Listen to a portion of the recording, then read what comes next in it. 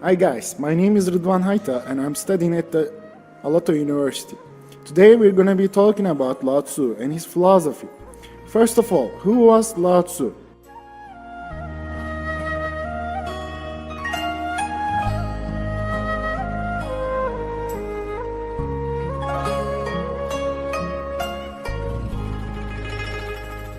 Lao Tzu was an ancient Chinese philosopher and writer. He is reputed author of the Tao Te Ching, the founder of philosophical Taoism and a deity religious Taoism and traditional Chinese religions. A semi-legendary figure, Lao Tzu was usually portrayed as a 6th century BC contemporary of Confucius, but some modern historians consider him to have lived during the Warring States period of the 4th century BC. A central figure in Chinese culture, Lao Tzu is claimed by both the emperors of the Tang dynasty and modern people of the Li surnames, a founder of their lineage. Lao Tzu's work has been embraced by both various anti-authoritarian movements and Chinese legalism. His life. According to traditional accounts, Lao Tzu was a scholar who worked as the keeper of the archives for the royal court of Zhou. This reportedly allowed him broad access to the works of the Yellow Emperor and other classics of the time. The stories assert that Lao Tzu never opened a formal school, but nonetheless attracted a large number of students and loyal disciples. There were many variations of a story retelling his encounter with Confucius, most famously in the Zhuangzi. The third story in Sima Qian states that Lao Tzu grew weary of the moral decay of life in Chengdu and noted the kingdom's decline. He ventured west to live as a hermit in the unsettled frontier at the age of 80. At the western gate of the city or kingdom, he was recognized by the god Yingxi. The sentry asked the old master to record his wisdom for the good of the country before he would be permitted to pass. The text Lao Tzu wrote was said to be the Tao Te Ching, although the present version of the text includes additions from later periods. In some versions of the tale, the sentry was so touched by the work that he became a disciple and left with Lao Tzu, never to be seen again. In others, the old master journeyed all the way to India and was the teacher of Siddhartha Gautama, the Buddha. Others say he was the Buddha himself.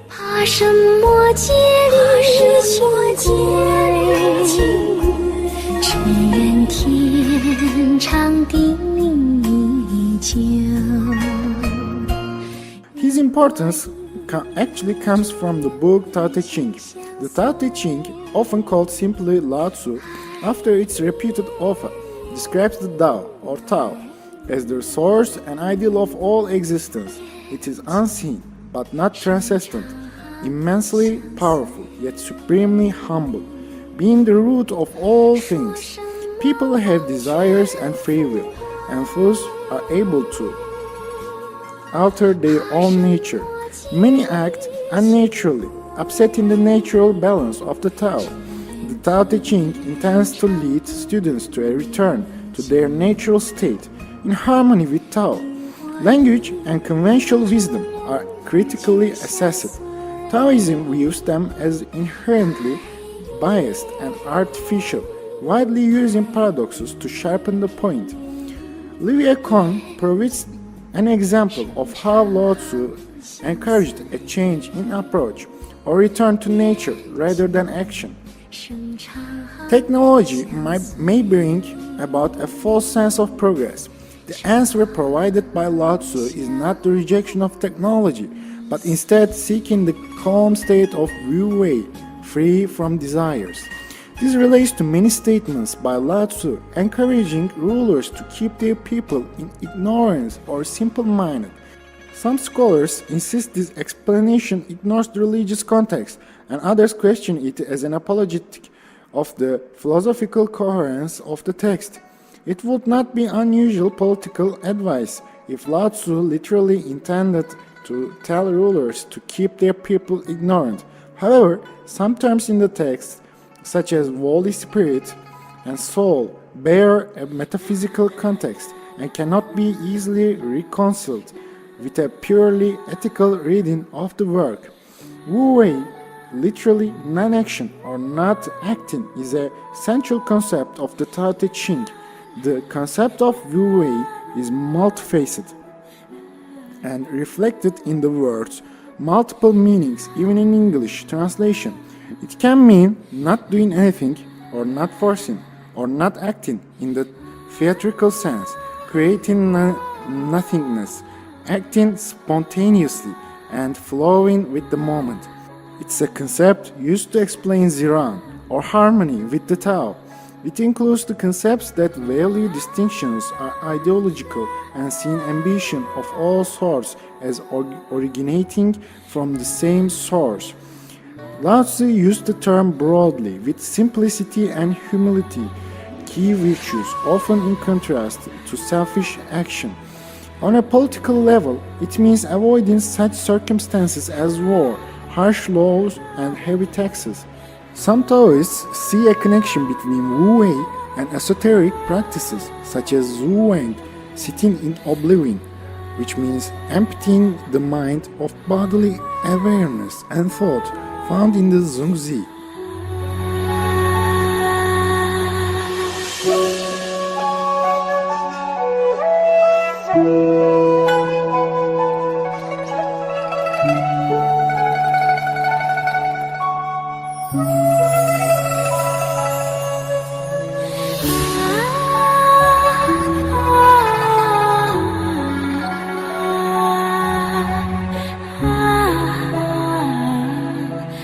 According to Lao Tzu, we ought to make more time for stillness. To the mind that is still, Lao Tzu said, the whole universe surrenders.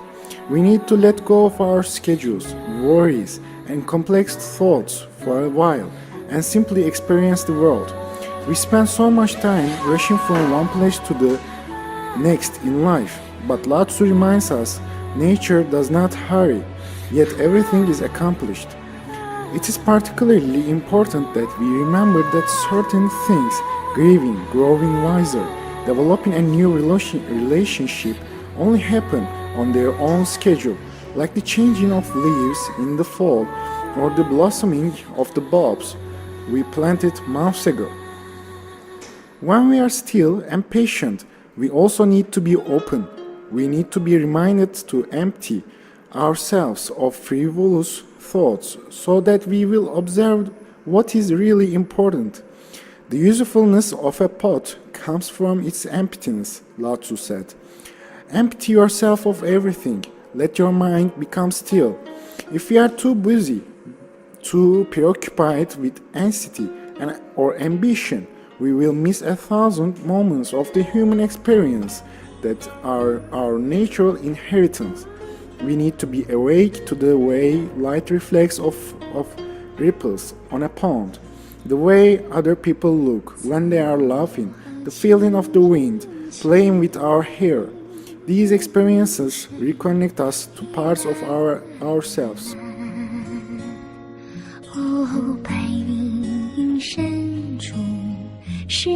This was all about Lao Tzu and his philosophy. Thank you very much, and make sure you subscribe to the channel and like the video. 雨茫茫，廊桥。